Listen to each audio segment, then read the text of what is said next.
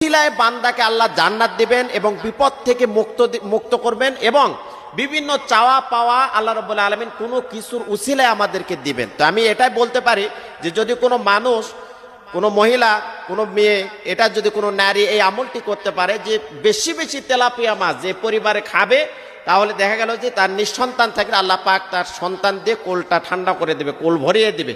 এই জন্য বলতে পারি যে আসুন আমরা আজকে থেকে এই মাছ অবহেলা না করে আমরা চেষ্টা করব তেলাপিয়া মাছ খাওয়ার, এবং খাওয়ার সময় ওই নিয়তটা যেন করি আল্লাহর সকল ক্ষমতার মালিক, তবে আল্লাহ তুমি এটার বিনিময়ে আমাকে সন্তান দান করো।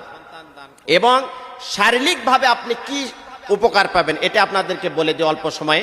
এক নম্বরে শরীরের উচ্চতা বাড়াবে, আপনাকে লম্বা করবে। এ তেলাপিয়া মাছ যদি কেউ ছোট থাকতে বাবা মা যদি বাচ্চাকে খাওয়ায়, সন্তানকে খাওয়ায়, তাহলে তার উচ্চতা আস্তে আস্তে বাড়তে থাকবে। বিভিন্ন কিছু আমরা আজকে খাওয়াই।